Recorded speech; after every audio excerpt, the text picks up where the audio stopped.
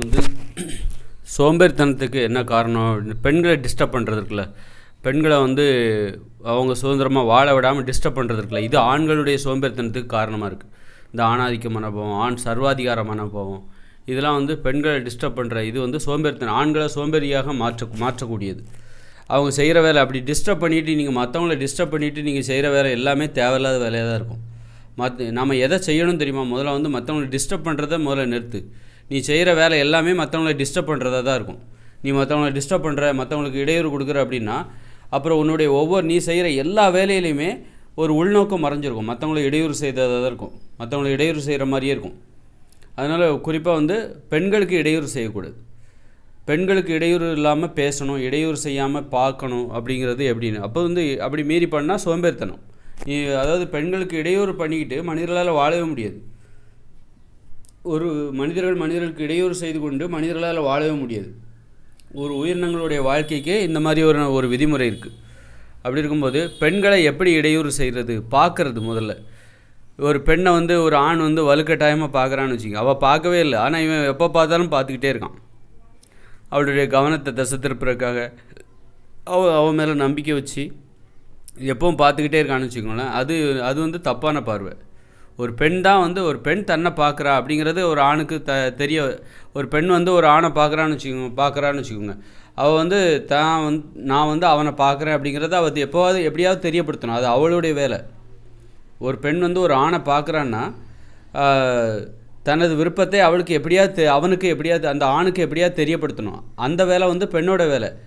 அதனால் அதை பற்றி நீ கவலைப்படாது. ஆண்கள் வந்து கவலையப்படக்கூடாது.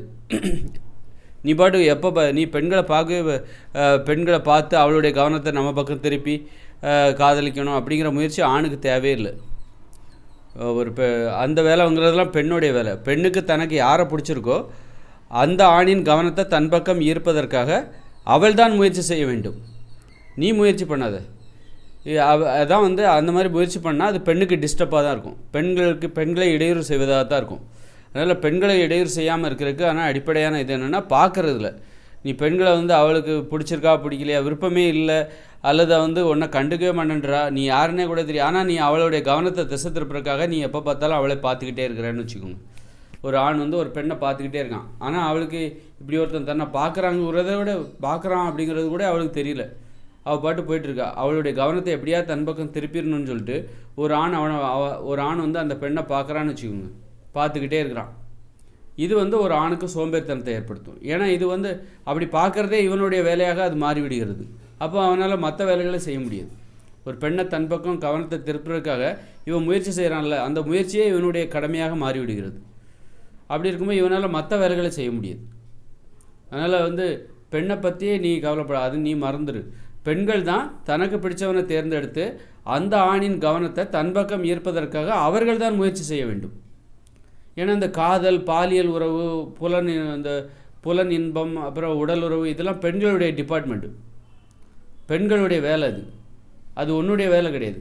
ஒரு பெண் வந்து உன்னை பார்க்குறா, அவளுடைய விருப்பம், அவள் மேலே ஆசைப்படுறா. ஒரு பெண் வந்து ஆணின் மீது ஆசைப்படும் போது அது உனக்கு பிடிச்சிருந்தா வேணால் நீ அவளுக்கு வந்து ஓகே சொல்லு.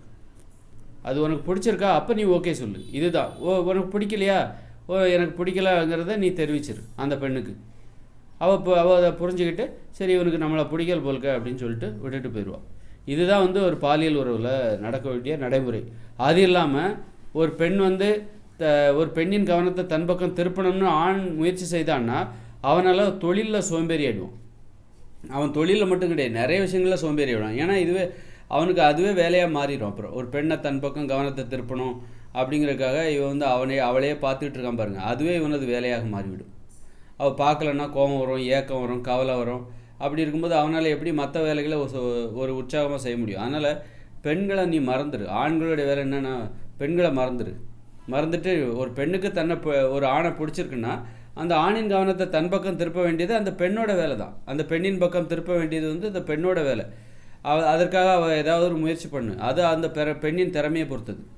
அதனால் ஒரு பெண்ணை போய் நீ வலுக்கட்ட எதுக்குன்னா, ஏன் அது வந்து பெண்ணோட வேலை அப்படின்னா, ஒரு பெண் வந்து ஒரு ஆணை எதுக்கு பார்க்குறா, அவன் அந்த ஒரு ஆணை வந்து தன் பக்கம் கவனத்தை திருப்பி அவனோட உடல் வச்சு அப்புறம் வந்து குழந்தைகளை உண்டாகி இனப்பெருக்கம் செய்ய வேண்டியது பெண்களுடைய வேலை.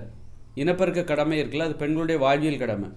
அதனால் வந்து அதற்கான ஆண்களை தேர்ந்தெடுப்பதும் அது பெண்ணின் கடமை தான். அது யாரை பிடிச்சிருக்கோ அந்த ஆணை வந்து பெண் தேர்ந்தெடுத்து அந்த ஆணின் கவனத்தை தன் பக்கம் திருப்புவா, அல்லது தனது விருப்பத்தை அந்த ஆணுக்கு ஜாடமாடையாக சொல்லுவா. அது அந்த ஆணுக்கு பிடிச்சிருந்ததுன்னா ஓகே, நீ ஓகே சொல்லிவிட்டு அந்த பெண்ணோட நீ காதலிக்கலாம், கல்யாணம் பண்ணிக்கலாம். இல்லை பிடிக்கலையா அந்த ஆணுக்கு, இல்லை உன்னை எனக்கு பிடிக்கல அப்படின்னு சொல்லிட்டு அவனும் இந்த ஆணும் சொல்லிடலாம். ஆனால் எப்போவுமே ஒரு ஆண் வந்து வலிய போய் ஒரு பெண்ணின் கவனத்தை தன் பக்கம் திருப்ப முயற்சி பண்ணக்கூடாது. அப்படி திருப்ப முயற்சி பண்ணால் ஒரு ஆணால் வந்து எல்லா விஷயத்துலையுமே சோம்பேறிடுவோம். அது பெண்ணிற்கு இடையூறு செய்வதாக இருக்கும். ஏன்னா அந்த வேலைங்கிறது பெண்ணோட வேலை. நீ வந்து இப்போ வந்து நான் புள்ள பெற்றுக்க முடியும்னு ஒரு ஆணால் புள்ள பெற்றுக்க முடியாதுல்ல, அதே மாதிரி தான். அப்போ அது மாதிரி அது புள்ள பெற்றுக்கிறதுங்கிறது எப்படி பெண்ணின் வேலையோ அதோட சேர்ந்தது தான் இதெல்லாம். ஒரு பெண் வந்து தனக்கு பிடிச்சவனை தன் பக்கம் திருப்புறது, கவனத்தை திருப்பி அவனை வந்து தன்னுடன் காதலிக்க வைப்பது, உடலுறவு வைத்துக் கொள்வது, இனப்பெருக்கம் செய்வது, இது எல்லாமே பெண்ணுடைய வேலை. பெண்ணின் விருப்பம் சார்ந்து தான் நடக்கணும்.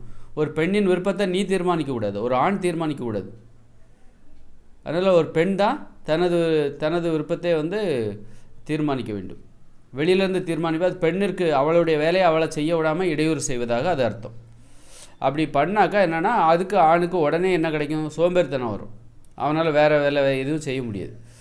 அப்படி இருக்கும்போது அப்போ சோம்பேறித்தனம் ஏற்படுமா, அப்போ அந்த வேலையை நிறுத்தி இதுலேருந்து தெரிஞ்சுக்கணும். நமக்கு ஒரு ஆண் வந்து என்ன பண்ணணும், உற்சாகமாக இருக்கணும், சுறுசுறுப்பாக இருக்கணும், எல்லாத்தையும் மறந்துடு. இப்போ நீ வந்து பெண்ணை பார்த்து உன் கவனத்தை உனக்கு பெண்ணே கிடைக்காம போயிடுமா?